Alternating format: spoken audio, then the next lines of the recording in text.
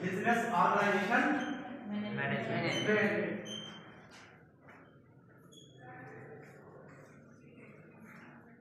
Organisation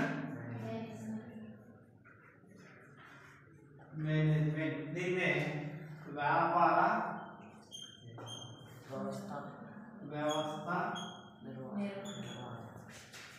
నిర్వహణ వ్యాపార వ్యవస్థ నిర్వహణ ఈ వ్యాపార వ్యవస్థ అనేది బిజినెస్ ఆర్గనైజేషన్ మేనేజ్మెంట్ అనేది ఒక సంస్థను స్థాపించాలంటే పెట్టుకోండి అది లాభాలు నష్టాలు అన్ని ఎదుర్కొని రిస్క్ ఉంటుంది ఒక సంస్థ స్థాపించాలంటే ఏముంటాయి రిస్క్ అనేది ఉంటుంది రిస్క్ ఎదుర్కోవాలా నెక్స్ట్ మనం మామూలుగా సంస్థ స్థాపించాలంటే మనకు అవసరం ఏముంటుంది అంటే ఫస్ట్ మేనేజింగ్ డైరెక్టర్ ఈ మేనేజింగ్ డైరెక్టర్ ఎవరు ఏం చేస్తాడంటే క్యాపిటల్ మాత్రమే ఇంట్రొడ్యూస్ చేస్తాడు క్యాపిటల్ ని ఇంట్రొడ్యూస్ చేస్తాడు క్యాపిటల్ ఇంట్రొడ్యూస్ చేసి ఇతను మొట్టమొదటి ఎవరిని అపాయింట్ చేస్తాడు ఫైనాన్స్ మేనేజర్ ఇంట్రొడ్యూస్ చేస్తాడు ఈ ఫైనాన్స్ మేనేజర్ టోటల్ గా నేను చెప్పిన మేనేజింగ్ డైరెక్టర్ అన్నవాడు ఏమి మూలధనాన్ని సమకూరుస్తాడు అంతే మూలధనము సమకూరుస్తాడు ఈ మూలధనం సమకూరుస్తాడు అంతే తర్వాత ఎవరు మెయింటైన్ చేస్తాడు ఫైనాన్స్ మేనేజర్ ఈ ఫైనాన్స్ మేనేజర్ ఏం చేస్తాడు first assistant finance manager appoint చేస్తాడు ఇక్కడ జనరల్ మేనేజర్ అపాయింట్ చేస్తాడు జనరల్ మేనేజర్ అపాయింట్ చేసినప్పుడు first finance manager general manager appoint చేస్తాడు జనరల్ మేనేజర్ ఎందుకోసం వస్తాడు మనకి ఇక్కడ ఇతను మొట్టమొదటి ఏం చేస్తాడంటే రా మెటీరియల్ పర్చేజ్ చేస్తాడు రా మెటీరియల్ ని పర్చేజ్ చేయడం నెక్స్ట్ రా మెటీరియల్ కొనుగోలు చేస్తాడు సంస్థలో వస్తువులు తయారు చేసుకొని ఎక్కువ సంస్థలకి తీసుకొని పోయి మార్కెట్లో ప్రవేశపెట్టి అమ్మకాలు ఎవరు ఉంటే జనరల్ మేనేజర్ టోటల్గా సంస్థలో వస్తువులన్నీ ఏ వస్తువులు తయారు చేయాలి ఆ వస్తువులను ఎక్కడ మన మార్కెట్లో ప్రవేశపెట్టాలి ఆ వస్తువుల్ని ఎక్కడెక్కడికి ఎవరెవరికి అమ్మితే మనకి ఏ ఆధారం ఉన్నాయి చూసేవాడు ఎవరు ఉంటే జనరల్ మేనేజరే ఎందుకంటే రా మెటీరియల్ నాణ్యమైన రా మెటీరియల్ కొనుగోలు చేయాలా నాణ్యమైన రా మెటీరియల్ కొనుగోలు చేస్తే నాణ్యమైన వస్తువులు తయారవుతాయి నాణ్యమైన వస్తువులు మార్కెట్లో ప్రవేశపెట్టినప్పుడు మన వస్తువులకి ఎక్కువ ధర అనేది అవకాశం ఉంది అందుకనేసి ఎవరు ఉంటారు ఇక్కడ కంపెనీ మొత్తానికి జనరల్ మేనేజర్ ఉంటారు general manager finance manager appoint అయినాడు అసిస్టెంట్ ఫైనాన్స్ మేనేజర్ ఏం చేస్తాడు ఇతను టోటల్గా సంస్థలకు సంబంధించిన బుక్స్ అన్ని తయారు చేస్తాడు సంస్థకు సంబంధించిన బుక్స్ ఉంటాయి కదా కొన్ని సంస్థకి ఏ బుక్స్ అవసరం వస్తాయి మనకి ఇప్పుడు మన సంస్థ అనుకోండి ఆ సంస్థ ఏ బుక్లు అవసరం వస్తాయి నెక్స్ట్ ఏదైనా కంపెనీకి ఏ సంస్థ ఏమేమి బుక్లు అవసరం వస్తాయి ఇతను ఏ బుక్ తయారు చేస్తాడంటే ఫస్ట్ పర్చేజ్ బుక్ అంటే కొనుగోలు పుస్తకము నెక్స్ట్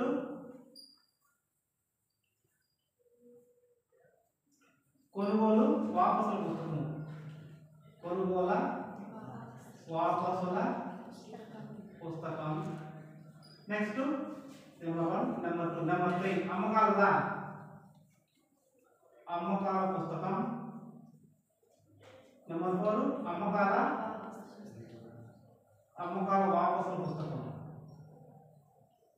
అమ్మకాల వాపసుల పుస్తకం నెక్స్ట్ ఇటు కొనుగోలు అయింది కొనుగోలు వాపసులు అయింది అమ్మకాలు అయింది అమ్మకాల వాపసులు అయింది 4 పుస్తకాలు తయారైనప్పుడు నెక్స్ట్ క్యాష్ బుక్ అంటే నగదు పుస్తకం నెక్స్ట్ జీతాలు పుస్తకాలు కదా ఎందుకంటే సంవత్సరం పనిచేసే వాళ్ళకి ఏముండాలా జీతాలు ఉండాలా నెక్స్ట్ పిటి క్యాష్ పుస్తకం అంటే చిల్లర నగదు పుస్తకం ఈ బుక్లన్నీ ఎవరి కోసం వస్తాయి ఈ కంపెనీ టోటల్ ఒక ఆర్గనైజేషన్ మనం వెయిట్ చేస్తాం కాబట్టి ఆర్గనైజేషన్ ఏమేమి అవసరం వస్తాయి కొనుగోలు పుస్తకము కొనుగోలు వాపసుల పుస్తకము అమ్మకాల పుస్తకము అమ్మకాల వాపసుల పుస్తకము నగదు పుస్తకము జీతాలు చిల్లర నగదు పాస్ పుస్తకం ఏం పుస్తకము పాస్ పుస్తకం దీనికి ఇవి తయారు అసిస్టెంట్ ఫైనాన్స్ మేనేజర్ అదేవిధంగా ఫైనాన్స్ మేనేజర్ తర్వాత ఎవరు వస్తారు సూపర్వైజర్ వస్తాడు ఎవరు వస్తారు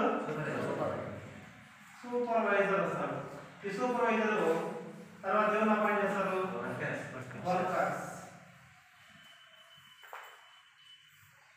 తర్వాత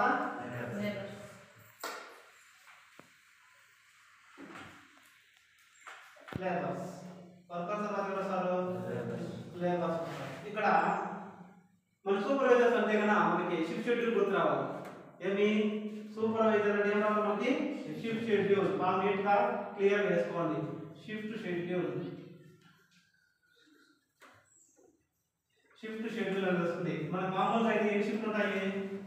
3 షిఫ్ట్స్ ఉంటాయి. 3 షిఫ్ట్స్ లో morning 6 to 2 8 hours, 2 to 10 8 hours, 10 to 6 8 hours. రోజు ఎన్ని గంటలు? 24 అవర్స్. ఈ షిఫ్ట్ షెడ్యూల్ ఖచ్చితంగా నేర్చు పెట్టుకోవాలి మీరు ఎప్పుడు కానీ.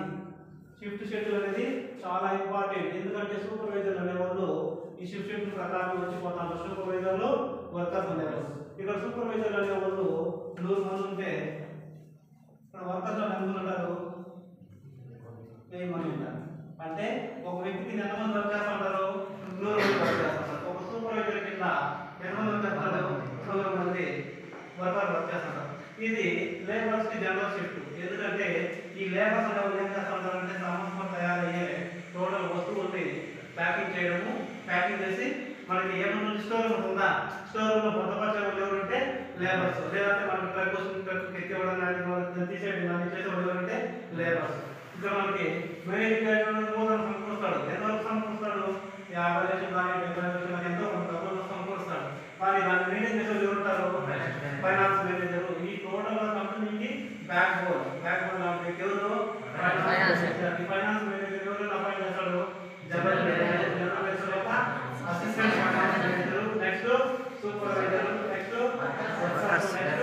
లేబర్స్. ఇప్పుడు ఇక్కడ ఫైనాన్స్ మేనేజర్ అపాయింట్ చేసే వాళ్ళు ఫస్ట్ పర్సన్ ఎవరు? General manager. ఈ జనరల్ మేనేజర్ ఏం చేస్తాడు చెప్పాము? రా మెటీరియల్ పర్చేజ్ చేస్తాడు.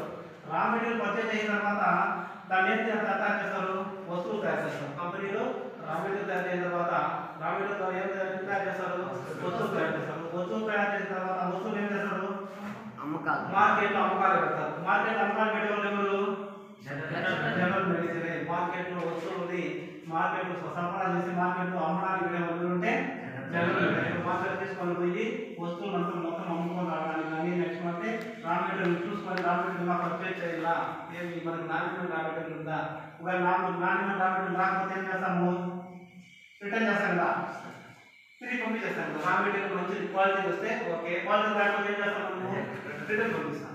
రిటర్న్ పంపించడం వల్ల ఏం జరుగుతుంది? మళ్ళా పోతున్నది రా మెటీరియల్ కొనుగోలుకు అవకాశం ఉంటుంది. ఈ ఫైనాన్స్ మేనేజర్ ఉంటాడు, జనరల్ షిఫ్ట్ అని ఉంటాడు. కానీ టోటల్ గా కంపెనీకి సంబంధించిన వ్యవహారాలు ఏం చూస్తామంటే ఫైనాన్స్ మేనేజరే. ఇక్కడ మనకు అసిస్టెంట్ ఫైనాన్స్ మేనేజర్ ఉన్నాడు. అసిస్టెంట్ ఎవరికి? ఫైనాన్స్ మేనేజర్ అసిస్టెంట్ ఉన్నాడు. అసిస్టెంట్ ఏం కొనుగోలు? ఏం కొనుగోలు చేస్తాము? నువ్వు రా మెటీరియల్ కొనుగోలు చేస్తాము. ఆఫీస్ కి యంత్రాలు అవసరం వస్తుంది, మనకి ఏదో కంపెనీకి యంత్రాలు అవసరం వస్తుంది. నెక్స్ట్ ఫర్నిచర్ టోటల్ కొనుగోలు చేస్తాము. Fans, tables, chairs, electricals total కొనుగోలు చేస్తాము. ఈ కొనుగోలు చేసిన దానికి డేటా రాస్తాం మనము, కొనుగోలు పుస్తకం రాస్తాం. అదే రెండో బుక్ ఏముంది? కొనుగోలు మనకి ఎక్సెస్ గా కొంటాము, లేకపోతే ఏదైనా మనం కొనుగోలు చేసేదానికి డ్యామేజ్ వస్తాయి. డ్యామేజ్ మనం ఏం చేస్తాము? వాపస్ చేసాక వేస్తాం. మనము వాపస్ లో ఎంటర్ చేస్తాం. ఎందుకంటే ఇది వర్క్ ఏం చేస్తారంటే కొనుగోలు అసిస్టెంట్ ఫైనాన్స్ మేనేజర్ కొనుగోలు పుస్తకంలో రాస్తారు. వస్తువులు కొనుగోలు చేయమని కొనుగోలు నుండి మనకి ఏదైనా మిగిలినాయి లేదా డ్యామేజ్ ఏమైనా వస్తాయి దాన్ని ఏం చేస్తారంటే వాపస్ చేస్తారు. వాపస్ చేయడం ఎప్పుడు రాయాలా? అదేవిధంగా మనకు కొన్ని వస్తువుల్ని తయారైతాయి కదా, ఇక్కడ మనకి జనరల్ మేనేజర్ అనేవాడు ఎన్ని వస్తువులు అమ్మినాడు, ఏ వస్తువుకి ఎంత ఖర్చు వచ్చింది అనేదంతా అనుకోలేసి స్లిప్ రూపంలో కానీ లేకుంటే బుక్ రూపంలో కానీ ఇస్తాడు. బుక్ రూపంలో బుక్ రూపంలో ఏం చేస్తాము? అమ్మకాల రూపంలో రెడీ చేస్తాము. ఇక్కడ కూడా ఏదో ఫ్యామిలీ కొనుగోలు చేస్తే మనం ఏం చేస్తాము? జనరల్ మేనేజర్ కొన్ని వస్తువులు ఫ్యామిలీ కొనుగోలు చేయడు, దాన్ని ఏ బుక్ రూపంలో కొనుగోలు చేస్తాము? కొనుగోలు చేస్తాము. కొనుగోలు చేయడం ఏదైనా డ్యామేజ్ వచ్చింది దాన్ని వాపస్ చేయాలంటే కొనుగోలు. అదే విధంగా ఇక్కడ అమ్మకాల వస్తువులు ఏముంది? అమ్మకాలు మనం ఏం చేసినాము, ఏ వస్తువులు అమ్మకాలు చేసినాము, ఏ మార్కెట్ ఎంత పెట్టినాము, దాని ధర ఎంత పెట్టినాము నిర్ణయించి ఆ అమ్మకాల వస్తువులతో మనం ఎంటర్ చేస్తాము.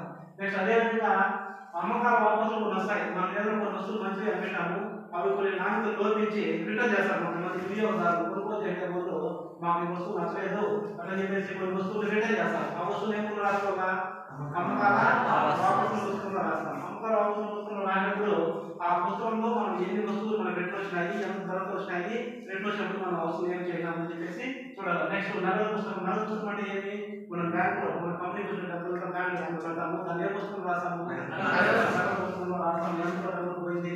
అదేవిధంగా మనం నగదు రూపంలో మనం పాస్ పుస్తకం వస్తుంది, ఏమి చెక్కుల రూపంలో వస్తాయి. చెక్కుల రూపంలో వస్తే ఎక్కడ వేస్తాం మనము, పాస్ పుస్తకాన్ని అడ్డు చేసి వాళ్ళకి పంపిస్తాం. అదేవిధంగా జీతాలు టోటల్ గా కంపెనీలో పనిచేసే ఇక్కడ మనకి సూపర్వైజర్స్ 100 మంది ఉన్నాము, వర్కర్స్ 1000 మంది ఉన్నాము. వీళ్ళందరికీ ఏం చేస్తారు, మనము ఒకసారి జీతాలు తయారు చేయాలి. ఈ జీతాలు తయారు చేయడానికి ఏ బుక్ మనం మెయింటైన్ చేయాలి, జీతాలు తయారు చేసి ఇమీడియట్ కావచ్చు, జనరల్ మేనేజర్ అసిస్టెంట్ మేనేజర్ కావచ్చు, వీళ్ళందరికీ ఎంతమంది ఉంటే అంతమందికి జీతాలు చేయడానికి ఏ బుక్ తయారు చేయాలా, జీతాలు. నెక్స్ట్ చిల్లర పుస్తకం లేదా, చిల్లర పుస్తకం దేనికి వాడతాము, కంపెనీలో ఏమైనా చిన్న చిన్న ఇన్సిడెంట్స్ జరిగినా లేకపోతే ఎక్కడ ఏమైనా టీకి కాఫీకి కావాలన్నా అప్పుడు చిన్న పుస్తకాన్ని ఉపయోగించి దాని అంటే మనం ఇక్కడ ఏదైనా ప్రయాణం చేయాలి, కంపెనీ తరఫున ప్రయాణం చేయాలనుకో దాని నుండి తీసి మనము మూసాన్ని వాడుకొని ఆ చిన్న పుస్తకంలో ప్రయాణ ఖర్చులని, నెక్స్ట్ ఏదైనా మనం టీ ఖర్చులని, కాఫీ ఖర్చులని, ఖర్చులు వస్తుంటాయి కదా, ఆ ఖర్చులకి ఏ పుస్తకం చేస్తాము తీసి వాడడానికి అవకాశం ఉంటుంది. అదే విధంగా మనకి ఇప్పుడు వర్కర్స్ ఉన్నారు. వర్కర్స్ సేమ్ టైం టైం ఎటువంటి 3 షిఫ్ట్స్ ఉంటాయి. ఏముంటాయి, 3 షిఫ్ట్స్ ఉంటాయి. 3 షిఫ్ట్స్ లో వర్కర్స్ సూపర్వైజర్స్ 100 మంది వస్తే వీళ్ళు లేబర్స్ అంటారు. వీళ్ళు మామూలుగా 3 షిఫ్ట్లకి షిఫ్ట్ ప్రకారం వచ్చేసి ఒక రోజుకి ఎన్ని గంటలు, 24 అవర్స్. 24 గంటలు. 24 గంటలు ఎన్ని అవర్లు వస్తాయి, 8 గంటలు వస్తాయి. మామూలుగా 6 నుండి 20 గంటలకు 8 గంటలు వస్తాయి. నెక్స్ట్ 2 నుండి 10 వరకు 8 గంటలు వస్తాయి. నెక్స్ట్ 10 నుండి 6 వరకు 7 గంటలు వస్తాయి. మొత్తం ఎన్ని అవర్లు వస్తాయి, 24 గంటలు వస్తాయి. 24 గంటల్లో మామూలుగా అయితే ఒక షిఫ్ట్ నేను 100 మంది వస్తే 1000 మంది వస్తుంటారు.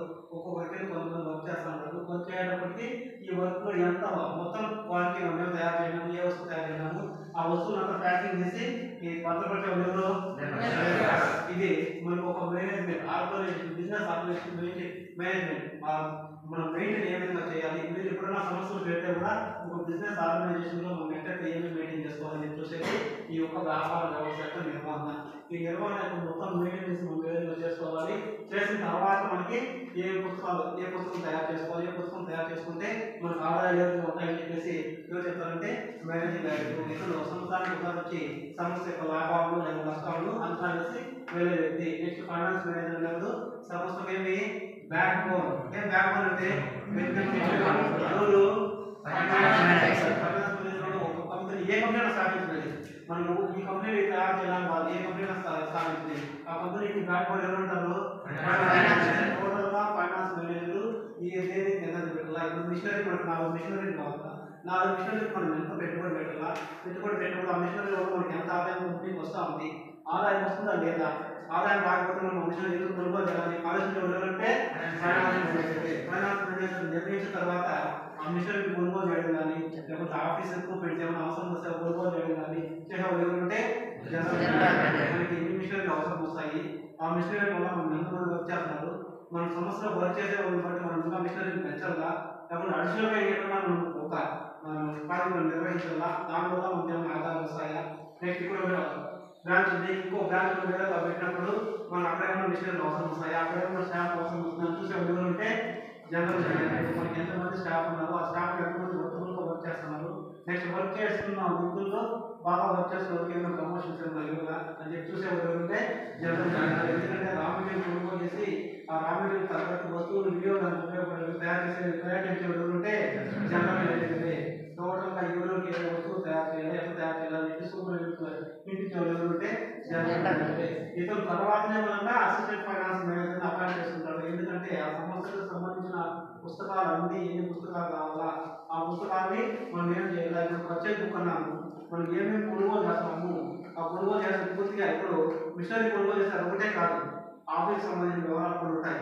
ఆఫీస్కి ఏమేమి అవసరం వస్తాయి, ఒక మామూలుగా అయితే ఎక్విప్మెంట్స్, ఒక టేబుల్ కావాలి, ఫ్యాన్ కావాలి, ఎలక్ట్రికల్ వస్తువులు కావాలి, ఇవన్నీ కొనుగోలు చేస్తే ఏ బుక్లో రాస్తాము, కొనుగోలు పుస్తకంలో మనం ఏమేమి ఎంట్రీ చేస్తాము, టోటల్ అవన్నీ మనం కొనుక్కుంటే రసీదు సామాన్లు అన్ని పెట్టి కొనుగోలు పుస్తకం రాస్తాం. అదేవిధంగా కొనుగోలు వాపసు మనం దగ్గర ఏమైనా వాపసు పంపించినామా దాన్ని పూర్తి స్థాయిలో మీరు అవగాహన చేసుకొని ఏ పుస్తకంలో రాయాలి, పుస్తకంలో రాస్తాము. నెక్స్ట్ అదేవిధంగా ఏమైనా అమ్మకాలు అయినాము, మన కంపెనీ నుండి కొన్ని అమ్మకాలు జరిగాయి. ఆ అమ్మకాలు వేసుకుని రాస్తాము, అమ్మకాలు రాస్తాము. నెక్స్ట్ అమ్మకాలు రాకపోతే మనం అమ్మిన వస్తువులు ఏమైనా కొన్ని దాని మీద రిటర్న్ వస్తాయి, వాటి ఏ పుస్తకం రాస్తాము, అమ్మకాలు రాస్తాము. అదేవిధంగా నగదు పుస్తకము ఏమి మనం అమ్మిన వస్తువులకి కొన్ని మూలధనం డబ్బులు వస్తుంది, ఆ డబ్బులు ఏం చేస్తాము, రిటర్న్ చేసి బ్యాంకులో పెడతాము. అదేవిధంగా జీతాలు ఎంతమంది మన దగ్గర వర్క్ చేస్తున్నారు, ఏ డేట్లో ఇస్తాము, 1 నుండి 5 తేదీలోపు కొంతమంది ఇస్తాము, 5 నుండి 20 తేదీలోపు కొంతమంది ఇస్తాము, లేదంటే అందరికీ 5 తేదీలోపు మనం ఛానల్ ఇస్తామని చెప్పేసి నిర్ణయించి ఏ బుక్ తయారు చేస్తాడు, జీతాల పుస్తకం ద్వారానే అందరికీ సంవత్సరం నుండి అందరికీ మొత్తం జీతాలు అనేది చెల్లించడం జరుగుతుంది. అదేవిధంగా చివరి నగదు తెలుసు ప్రయాణాలకు వాడుకునే కానీ లేకపోతే మన కంపెనీకి ఎవరు సేవలు మన కంపెనీ ఆడిటర్ సేవ సంస్థ అంటారు, ఆ కంపెనీలో ఆడిటర్స్ని కానీ ఫుడ్ కానీ లేకపోతే ఏదైనా టీ కాఫీ తీసుకొచ్చడానికి కానీ దానికి ఏ పుస్తకం వాళ్ళకి తీసుకుంటాము. అదేవిధంగా వచ్చినప్పుడు దాన్ని మనం ఏం ప్లాన్ చేస్తాము, చేస్తాము. ఈ సంవత్సరం మనం స్థాపించేటప్పుడు కార్యం స్థాపించేటప్పుడు 50 నుంచి 3 విధాలుగా స్థాపించవచ్చు. ఎందుకంటే 3 విధాలు అంటే ఏముంటే చిన్న తరహా పరిశ్రమ స్థాపించవచ్చు, నెంబర్ 2 మధ్య తరహా స్థాపించవచ్చు, నెక్స్ట్ నెంబర్ 3 పెద్ద తరహా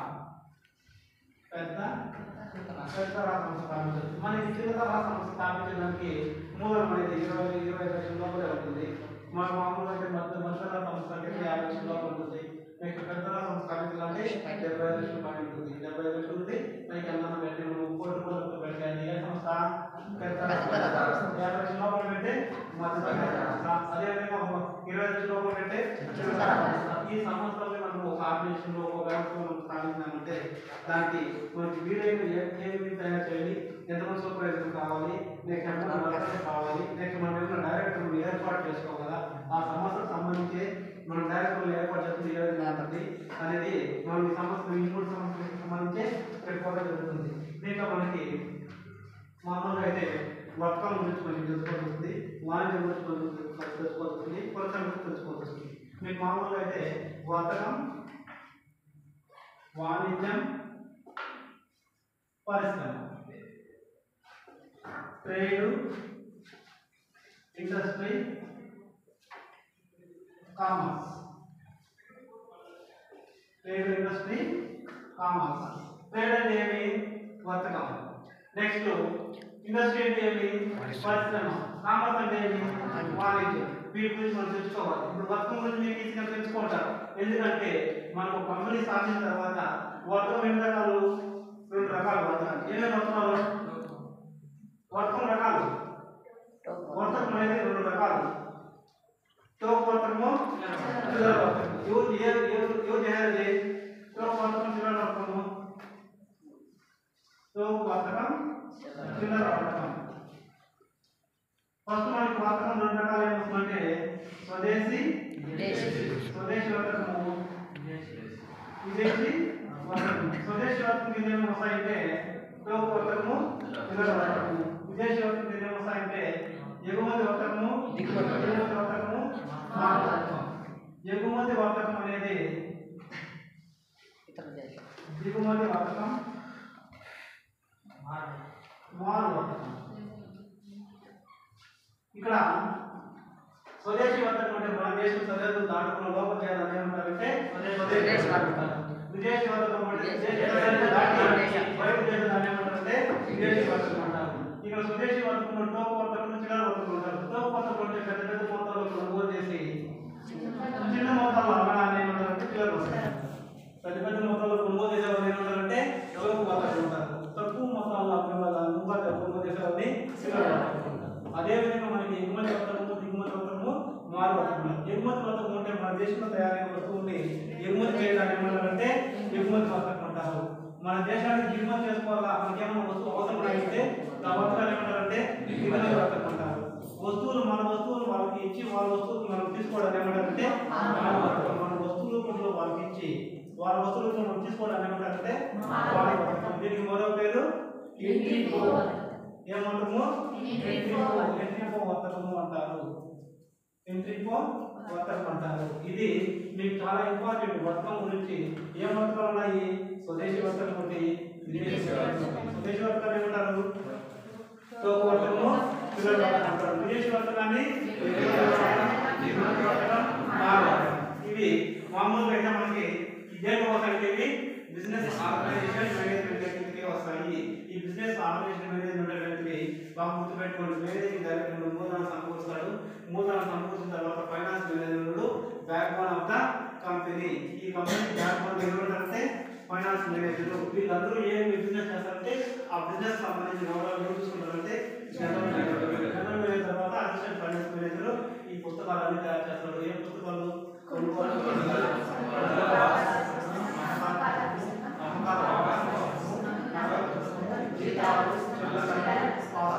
ఈ పుస్తకాలను ఏం తయారు చేస్తారంటే అసిస్టెంట్ ఫైనాన్స్ మేనేజర్.